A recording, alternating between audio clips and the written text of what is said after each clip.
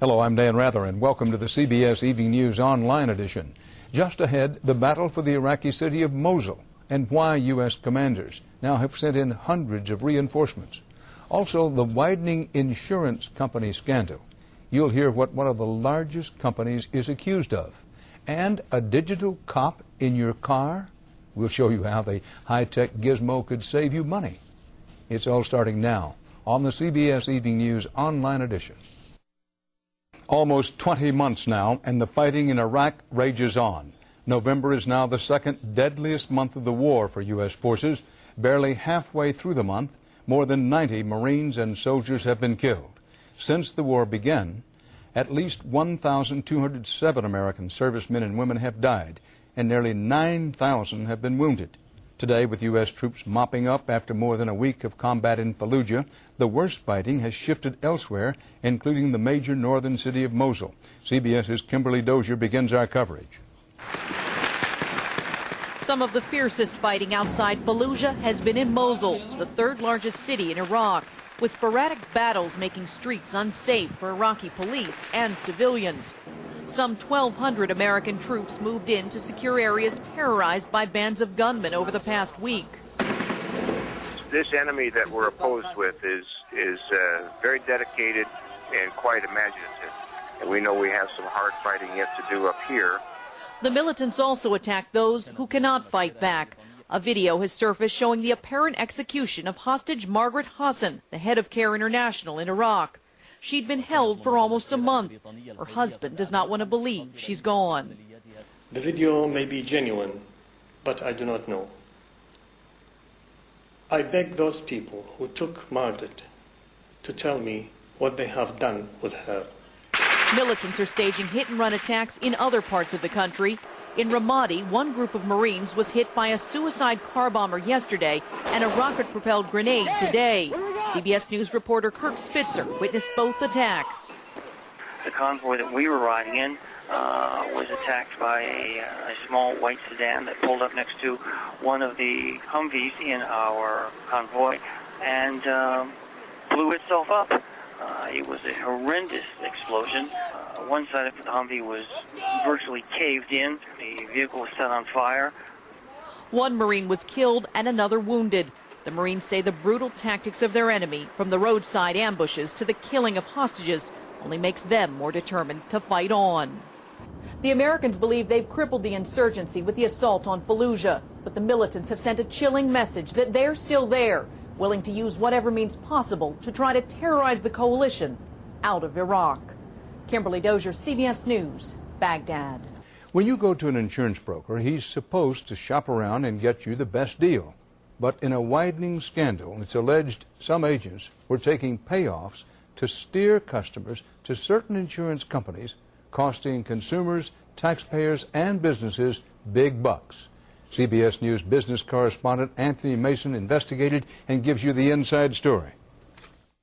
Disclosure is woefully inadequate. Under Senate scrutiny, the insurance industry today was accused of rampant fraud, corruption, and above all else, just flat-out greed. The scandal erupted last month when New York Attorney General Eliot Spitzer sued the world's biggest commercial insurance broker, Marsh & McLennan, accusing Marsh of cheating its corporate clients. They rigged the system, they generated false bids, they allocated business based upon who would pay them off more, and they benefited to the tune of $800 million per year. Under fire, Marsh ousted its CEO, Jeffrey Greenberg, and 3 top executives. The company's new CEO insists the fraud was isolated.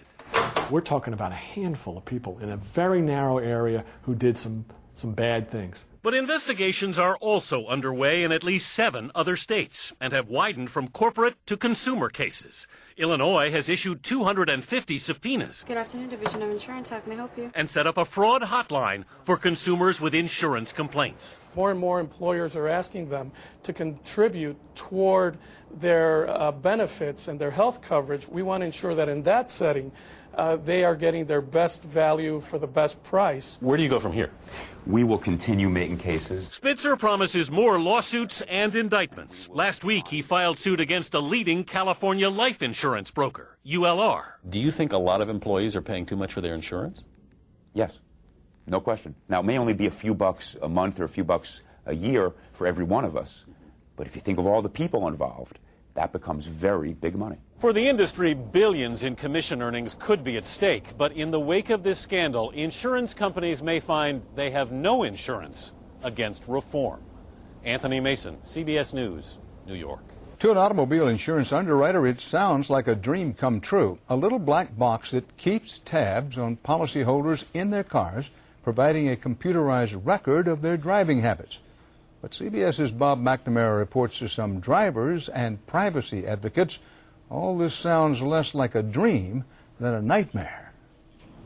The gadget is hardly a handful, but plugged into the central nervous system of Adam Gordon's Subaru, it's like having a microchip cop on board. I'm aware it's there, and it makes me think a little bit about my driving. Pulled from the car and connected to a computer, the gadget spews a digital diary of Gordon's daily driving. Well, I went over 60 on that one. From how fast... Oh, holy cow. There we go. ...to how aggressively he drove. Do you know what was going on? I think my wife must have been driving. But overall, the data revealed Gordon to be a safe driver. And in exchange for surrendering his driving privacy, his car insurer, Progressive, promises a 15% discount. Saving 15 to 20% on my insurance is, that's significant money to me.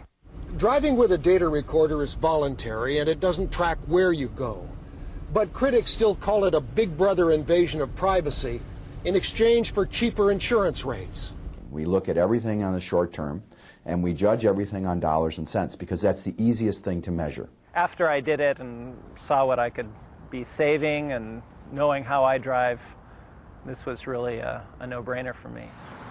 So far, the program is available only in Minnesota, and the insurance company says the data it gathers is kept between company and customer. We agree we're not going to sell it to anybody. We're not going to give it away voluntarily to anyone else. So the consumer has a lot of control over that data.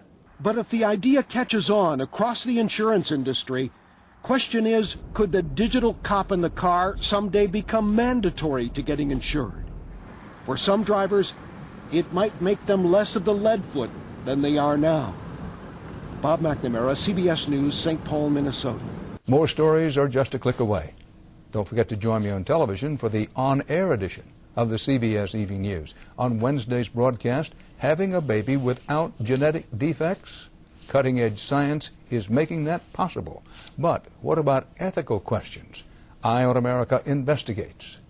For CBSNews.com, I'm Dan Rather.